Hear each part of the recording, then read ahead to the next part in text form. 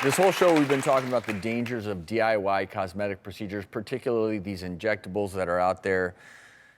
Hopefully everyone watching now knows that it is not safe to do these things DIY, complications galore. Can we briefly just talk about things that are safe for people to do? Because we all want to look and feel good, right? Right, and so I think what's fueling this movement is we all want to look our best, and we look at these airbrushed, photoshopped photos online in social media, and we think that these are real people with attainable outcomes.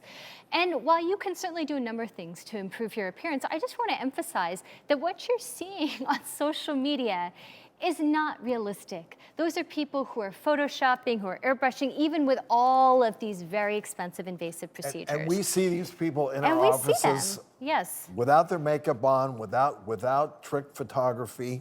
You are right on. And we get it. We are not cheap. It is expensive to go to a licensed, trained individual who's paying for malpractice insurance and doing this in a sterile environment and buying those FDA-approved products. But believe me, it's worth it. Okay, this is your face, this is your sight, this is your skin, this is your blood vessels. I know in some of these DIY videos, they'll say, this isn't amputation, this is just injecting your skin. Guess what? A septic result from an injection could lead to that amputation. Yes. So a couple things you can do at home that are super safe, that are still very good pharmaceutical grade things to do are chemical peels, for example, that are vetted for safety and self-neutralization. You can even get topical applications of hyaluronic acid, which is what's in the filler, that we know to be sterile, that we know to be absorbed and help plump your skin. There are vetted online retailers that are beauty sites that also have a storefront presence. I think those are always the best way to go. And we'll put a list of those on our website. We can put them on, and there are a number of them. So you're not limited to this one place that's going to gouge you. And I get that if you're saying there's no one trained or skilled near me, or it's thousands of dollars and I'm never going to do this, there are still many things you can do that will not take your own health and your own life and your livelihood at risk. So please, please do not inject yourself. Please don't think that just because something looks easy online, that it's viable or safe for you to do.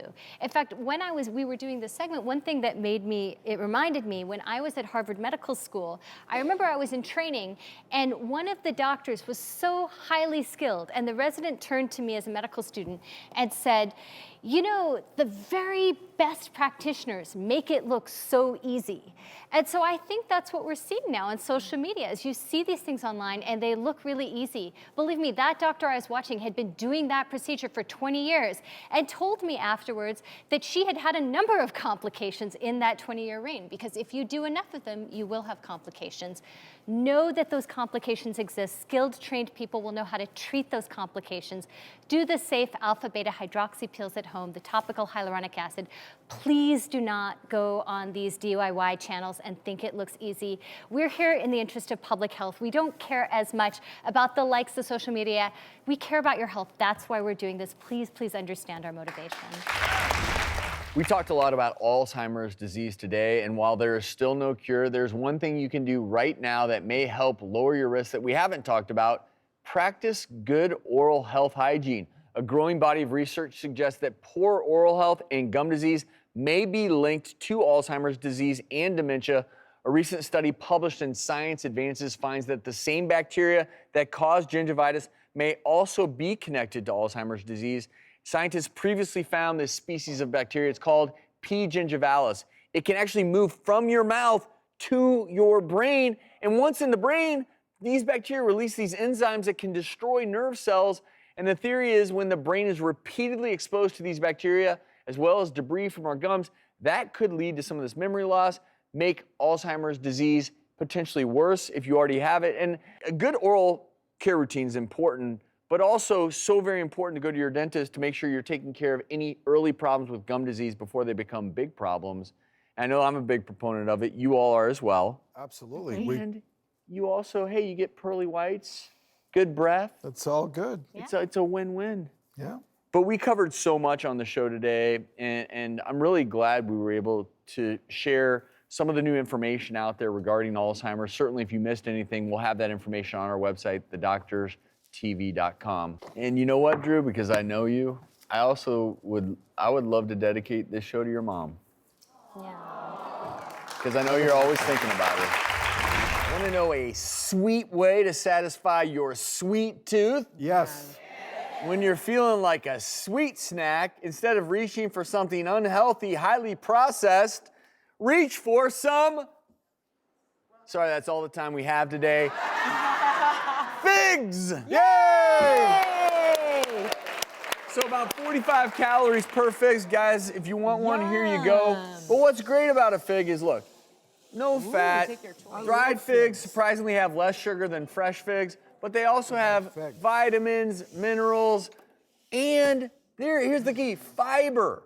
When you combine fiber with something sweet, you don't get the massive blood sugar spikes, and it also helps you stay full a little bit longer, which means this is a better snack if you're trying to lose weight than just some pure sugar. Something I'm doing right now may help you remember where you left your keys the next time you misplaced them. What?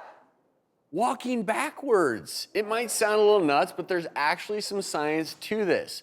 Obviously, make sure things are clear behind you, but a recent study in the journal Cognition found that people who walked backward had better recall of past events than those who walked forward or just sat still. And the same held true for those in the study that imagined they were walking backward, or even watched a video of someone walking backwards. Harvard University psychology professors tested this effect of backward movement on memory, and the boost in memory apparently lasted 10 minutes after people stopped moving. And that's great. Maybe that'll give you enough time to remember where those doggone keys are, maybe where your cell phone is. And the technique kind of makes sense a little bit. As I'm walking backwards, be safe if you do it. And it's because people might associate that motion of going backward with the past. Maybe that helps trigger a memory of something in the past. But you know what? I just remembered where I stashed that $100 bill when I was 10 years old. Mom, I'm coming home. Just kidding.